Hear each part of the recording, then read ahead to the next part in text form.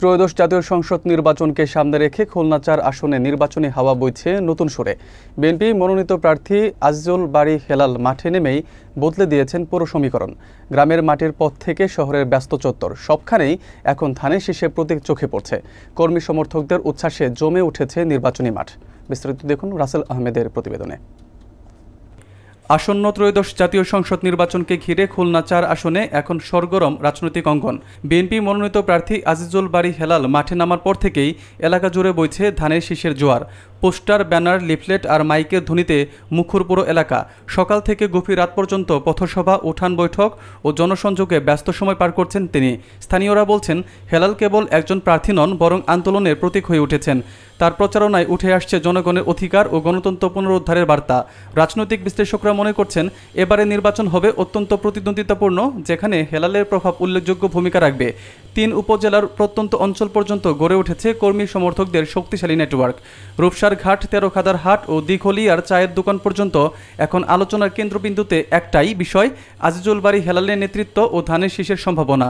দিন যত গড়াচ্ছে, নির্বাচনী উত্তাপ ততই বাড়ছে খুলনা ৪-এর প্রতিটি প্রান্তে। আমরা দুটো যুগে বসবাস করি, একটা হলো অ্যাকচুয়াল জগৎ আর একটা হলো ভার্চুয়াল জগৎ। এই যে আমরা কথা বলছি সবাই মিলে, এটা হলো অ্যাকচুয়াল জগৎ। আর ভার্চুয়াল জগৎ কোনটা? আমার এই কথাগুলো যখন আপনার টেলিভিশনে, ইউটিউবে, ফেসবুকে বিভিন্ন ভিডিও জনগণের কাছে পৌঁছে যাচ্ছে, সেটা হলো ভার্চুয়াল জগৎ। ফেসবুকের মাধ্যমে জনগণের কাছে পৌঁছে যাচ্ছে, ওটা হলো ভার্চুয়াল জগৎ। এখন বলতে হবে যে অ্যাকচুয়াল জগৎ, এই যে আমরা সবাই মিলে কথা বলছি, এই জগতে যত লোক আমরা এখানে উপস্থিত আছি, ভার্চুয়াল জগৎটা আরো বড় না? আমরা এখানে 500-700 লোক বসে আছি, কথা বলছি, 500-700 লোক শুনছেন, কিন্তু এর যে আপনার প্রচার হচ্ছে ইউটিউবে, ফেসবুকে, টেলিভিশনে বা বিভিন্ন মাধ্যমে, এটার কিন্তু দর্শক আরো বেশি, তাই না?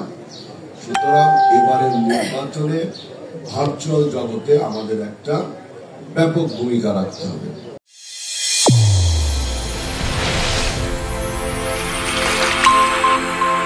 চ্যানেল A1 হৃদয় স্পন্দন।